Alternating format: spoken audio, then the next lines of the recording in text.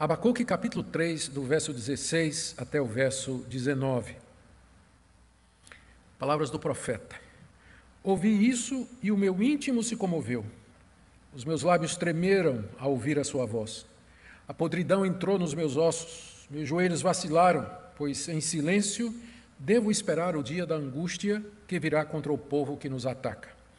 Ainda que a figueira não floresça, nem haja fruto na videira, ainda que a colheita da oliveira decepcione e os campos não produzam mantimento, ainda que as ovelhas desapareçam do aprisco e nos currais não haja mais gado, mesmo assim eu me alegro no Senhor e exulto no Deus da minha salvação.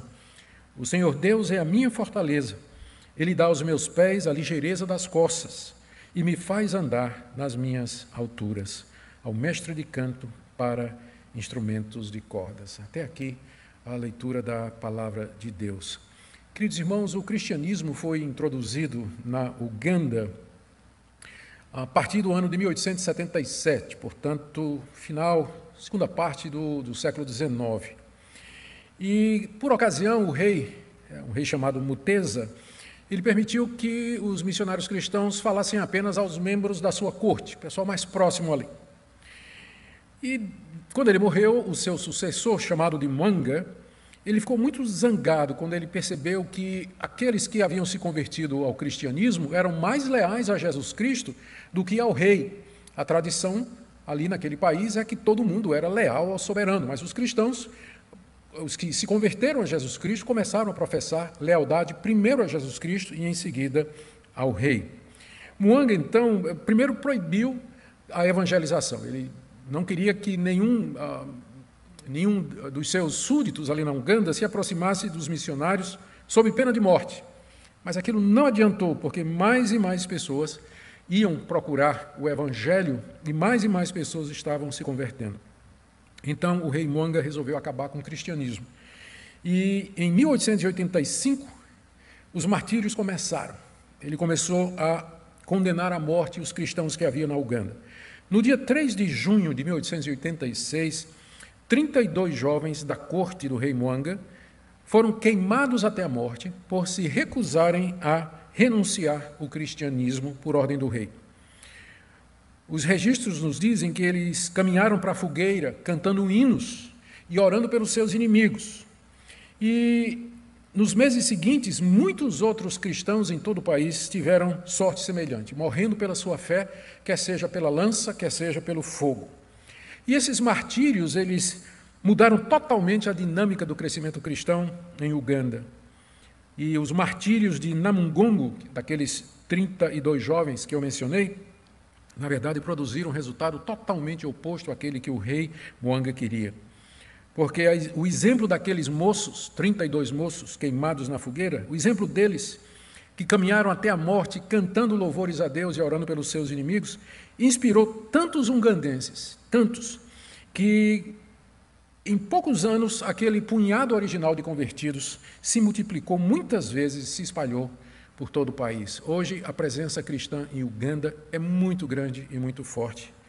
Mas eu queria destacar para vocês a atitude daqueles jovens, 32 jovens, que caminharam para a morte cantando, louvando a Deus e se regozijando pelo privilégio de sofrer por Cristo Jesus. Há muitos outros exemplos na história da igreja de mártires que caminharam para a morte com o coração alegre, cantando hinos e orando pelos seus inimigos. Com certeza, conhecer a história bíblica dos heróis da fé, lá em Hebreus 11, ou o relato da morte de Estevão, no livro de Atos, capítulo 7, quando ele orou por perdão para os seus inimigos, e a própria história do nosso Senhor Jesus Cristo na cruz, que também orou pela salvação dos seus inimigos, tudo isso certamente tem inspirado e fortalecido muitos mártires no decorrer da história da igreja.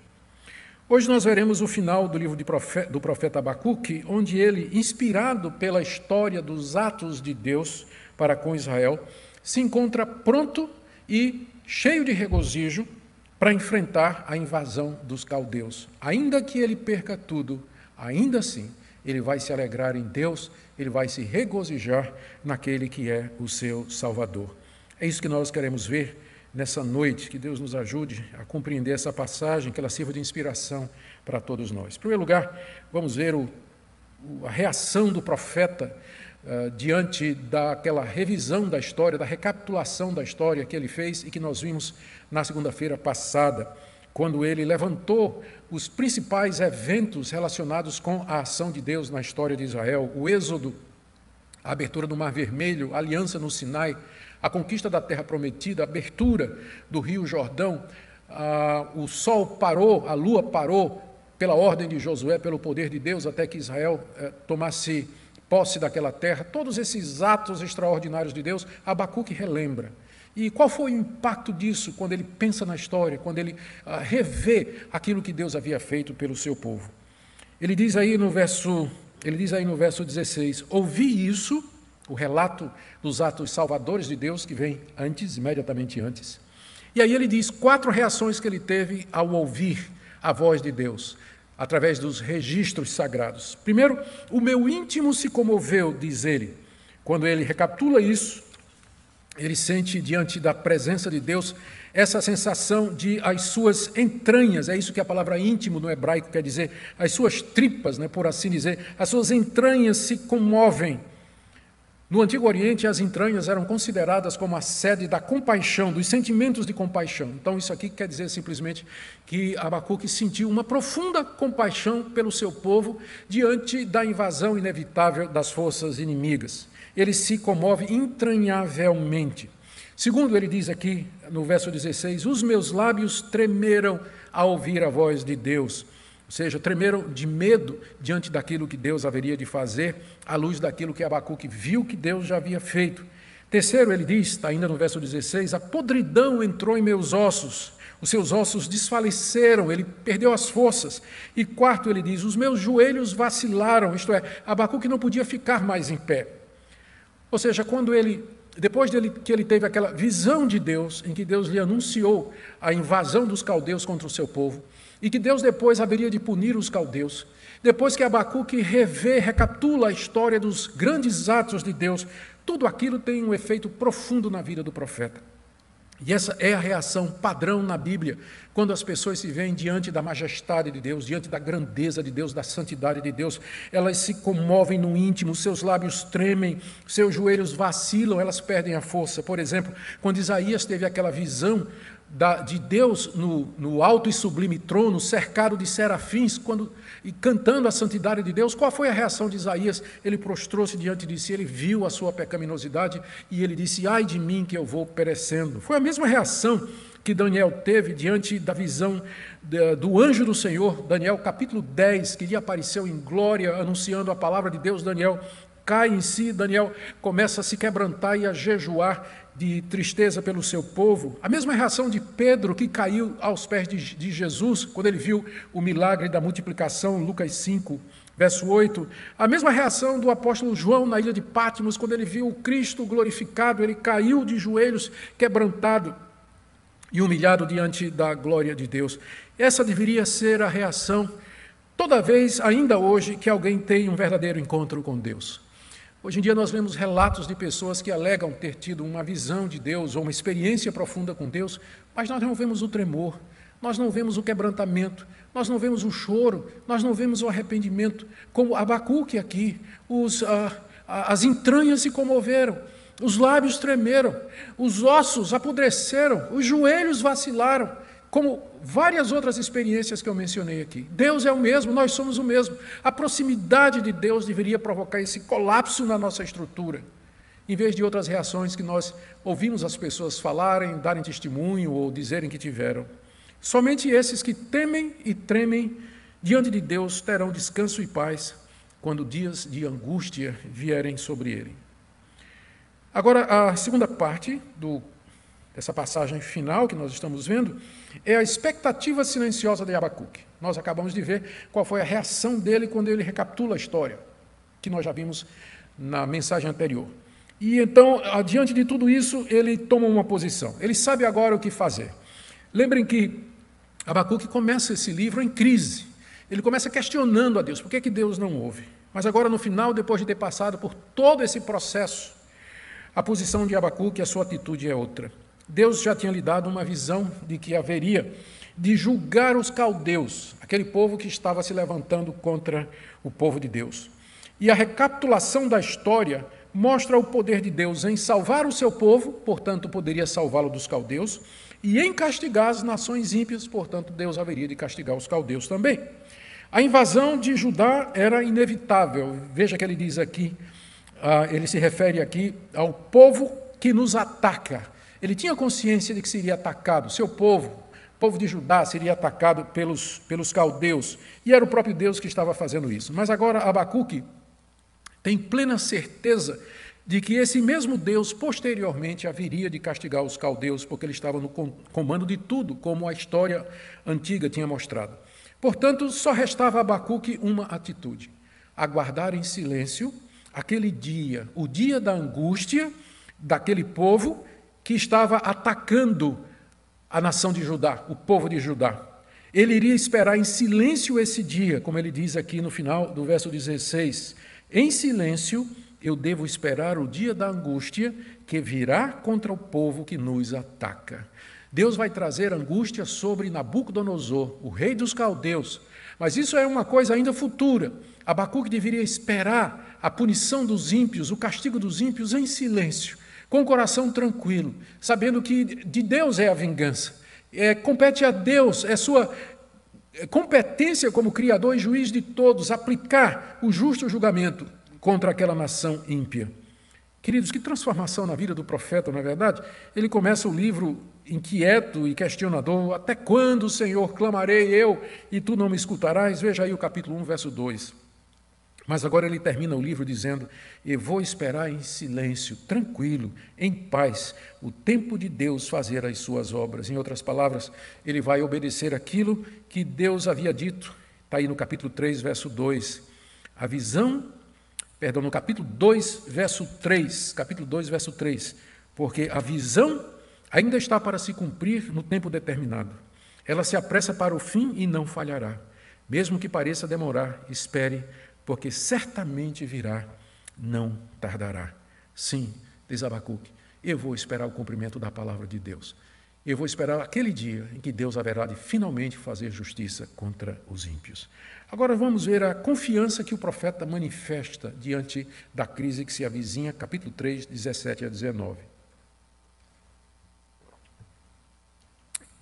Que diz assim: ainda que a figueira não floresça, nem haja fruto na videira, ainda que a colheita da oliveira decepcione, e os campos não produzam mantimento, ainda que as ovelhas desapareçam do aprisco, e nos currais não haja mais gado, mesmo assim, eu me alegro no Senhor, exulto no Deus da minha salvação. O Senhor Deus é a minha fortaleza, Ele dá aos meus pés a ligeireza das costas e me faz andar nas minhas alturas. Depois da declaração, o justo viverá pela fé, essa passagem que eu acabei de reler é provavelmente a passagem mais conhecida do livro do profeta Abacuque, e também é uma das passagens mais conhecidas da Bíblia. Aqui o profeta declara sua plena confiança em Deus diante da invasão iminente daquela potência mundial que era a Babilônia, diante da qual o reino de Judá não tinha como se sustentar. Primeiro, ele dá uma descrição do que é que vai acontecer quando a invasão ocorrer. Está aí no verso 17. No verso 17. São 6 ameaças, 6 catástrofes, divididas em 2 grupos. Primeiro, ele diz: os campos, as vinhas, os olivais, tudo vai ser tomado pelos inimigos e que vão se apossar dos seus frutos. Aqui ele menciona as 3 árvores nacionais de Israel. Ele diz: ainda que a figueira não floresça, ainda que não haja fruto na videira, e ainda que a colheita da oliveira decepcione. São as 3 árvores mais conhecidas entre os judeus e que serviam de base da sua alimentação e da sua vida. Azeite para o templo, para iluminação e cozinha, vinho para alegria e figos para alimento. Abacuque está dizendo que tudo aquilo haveria de ser destruído, tudo aquilo haveria de ser apropriado pelos inimigos. Os que não fossem mortos, os judeus que não fossem mortos por ocasião da invasão, e que ficassem ali, eles certamente não teriam o que comer naquela terra. Ele menciona depois que os rebanhos seriam também mortos e tomados pelos invasores, a partir de meados do verso 17. Ele diz que os campos onde o gado era criado já não produzirá alimento para o povo e nem animais para os sacrifícios no templo. As ovelhas iriam desaparecer dos apriscos e não haveria mais gado no curral. Em outras palavras, haveria interrupção nos serviços no templo, desastre na economia, trazendo fomes, pestes, doenças e, eventualmente, a morte de muitos que ficassem. Ainda que, ao dizer essas palavras, ele está tendo certeza, ele não está colocando uma hipótese a futura invasão. Ele sabia que a invasão haveria de acontecer. E ele está dizendo, apesar do que vai acontecer, apesar de que os inimigos vão destruir todas as nossas colheitas, apesar de que os inimigos vão tomar todo o nosso rebanho, apesar de que o nosso povo vai passar fome e necessidade, os que não forem mortos. E aí vem, em segundo lugar, a sua declaração de alegria em Deus em meio a tudo isso, no verso 18. Mesmo assim, eu me alegro no Senhor e exulto no Deus da minha salvação. Ele já confia e se alegra em Deus agora, e quando esses desastres vierem a ocorrer, ele continuará confiando. Ele se alegra no Senhor e ele exulta no Deus da sua salvação. Abacuque não espera as promessas de Deus apenas de maneira resignada, com os dentes trincados, esperando aquilo passar de maneira estoica. Não, ele está se regozijando em Deus, porque sabe que Deus está no controle de tudo, porque entendeu qual é o propósito de Deus. Deus está corrigindo o seu povo, por amor ao seu povo, porque ele sabe que Deus está executando juízo contra as nações usando a Babilônia, e porque ele sabe que depois a própria Babilônia vai sofrer o juízo de Deus. Queridos, nós precisamos aprender com o profeta Abacuque essa lição. Ainda que os piores desastres financeiros aconteçam, ainda que nós vivamos um caos político e institucional, ainda que a pandemia tire muitas vidas e prejudique a vida de muitos outros também, ainda assim, nós devemos confiar no nosso Deus, nós devemos descansar no nosso Deus. Regozijar-se no meio das tribulações é um ensino de toda a Bíblia. É claro que a Bíblia não ensina o cristão a ser um hipócrita, a rir e se alegrar com o sofrimento alheio, mas significa um gozo íntimo, uma paz no coração de quem entendeu qual é o propósito do sofrimento e o propósito do mal. A razão pela qual muitos cristãos estão angustiados, deprimidos, sofridos com tudo isso, é que eles não conseguem confiar naquilo que a história nos diz, que a história bíblica nos diz, que o nosso Deus está no controle, que Ele guia todas as coisas, que Ele tem um pacto com o seu povo e que a história se caminha para um fim no qual Deus haverá de triunfar, como 2 vezes nós vimos aqui. No capítulo anterior, Deus dizendo ao profeta que um dia toda a terra vai se encher do conhecimento da glória do Senhor, como as águas cobrem o mar. E também quando ele diz que Deus está no seu santo templo. O templo aqui não é o templo de Jerusalém, que vai ser destruído por Nabucodonosor, mas é o seu templo celestial, é o seu trono do universo. Cale-se diante dele toda a terra, porque Deus está no controle. Então, saber isso traz um gozo íntimo no nosso coração, uma paz interior, ainda que todas estas coisas aconteçam. E por último, a declaração de Abacuque de plena confiança em Deus, aqui no verso 19. O Senhor Deus é minha fortaleza.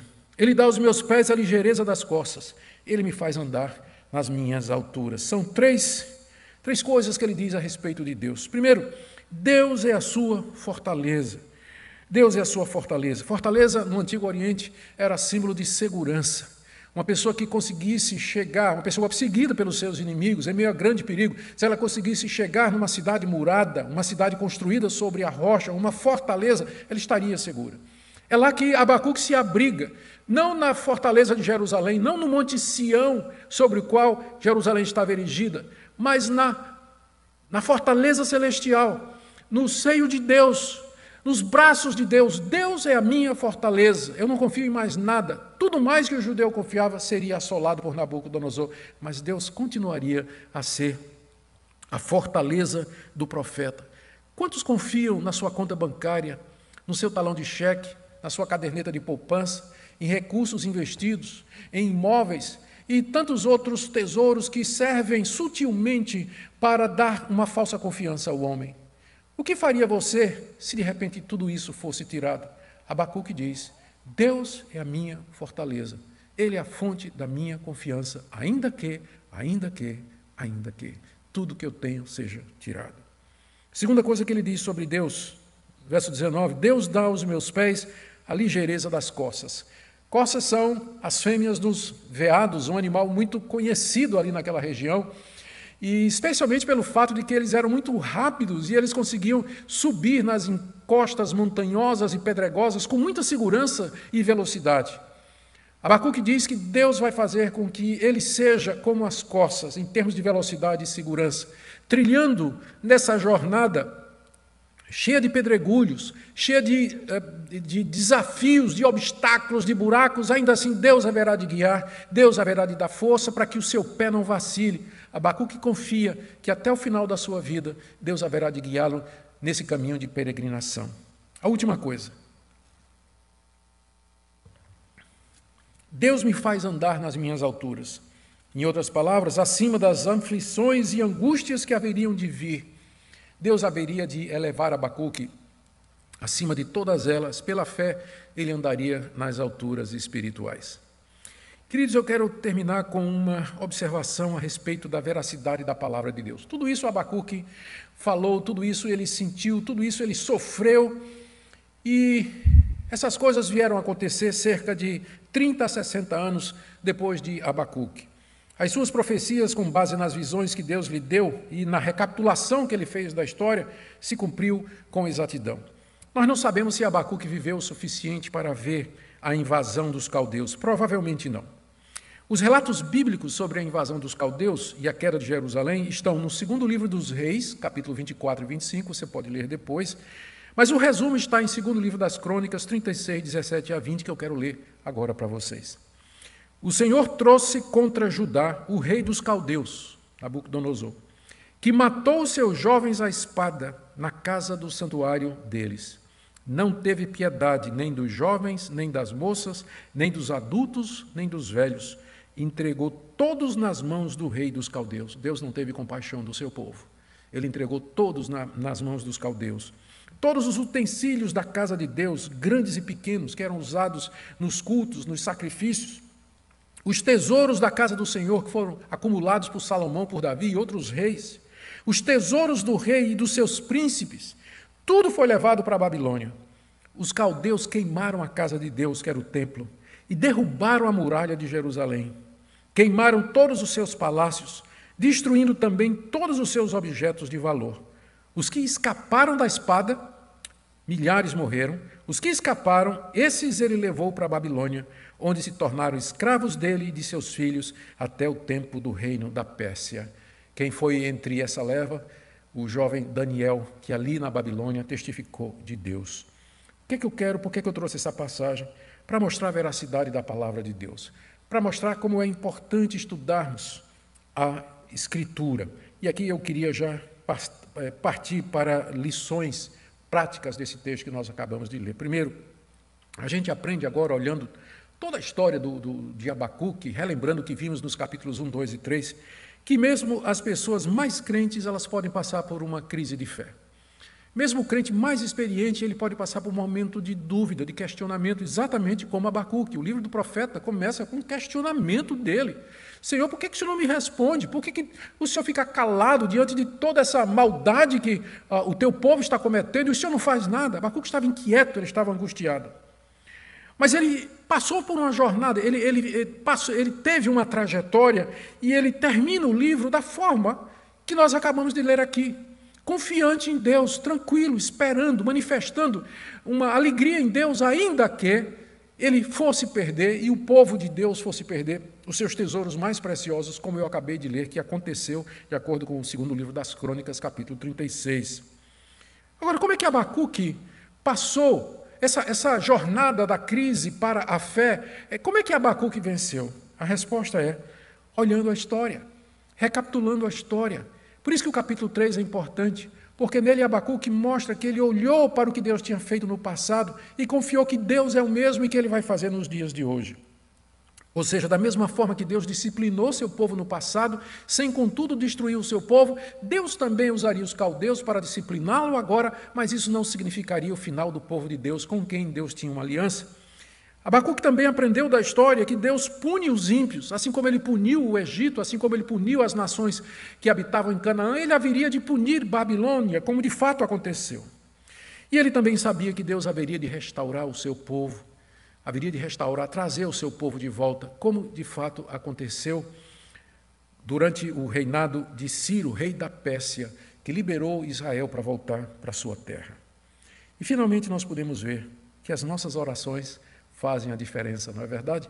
Em nenhum momento Deus condenou Abacuque por ter questionado a Deus, por ter se dirigido a Deus, porque a fé mais robusta, ela vacila, ela pergunta, ela questiona, ela inquire, ela quer entender. Era esse o ponto de Abacuque, queria entender os caminhos de Deus. Por isso eu trago essa palavra para você, terminando o livro do profeta Abacuque. Confie em Deus, não é pecado você se aproximar dele e abrir o seu coração. Você que está passando por momentos de angústia, durante esse período tenebroso em que as expectativas elas são angustiantes com relação à economia, com relação à política, à estabilidade do nosso povo e do nosso país, que você confie em Deus, porque ainda que os desastres ocorram, nós confiaremos no Senhor e nós vamos nos alegrar no Deus da nossa salvação. Que Deus abençoe sua vida, que estas palavras sejam um bálsamo no seu coração, que você se firme no Senhor nosso Deus, lendo a sua palavra, lendo o relato bíblico, os atos salvadores do nosso Deus na história, lembrando que Ele é o Deus da nossa salvação, Ele é a nossa fortaleza hoje e para todo sempre. Oremos. Te damos graças, ó Pai, pela experiência do profeta. Te damos graças pela sua jornada, da dúvida para a fé completa e madura. Eu quero orar por aqueles que estão no meio dessa jornada, estão vacilantes, questionando, angustiados.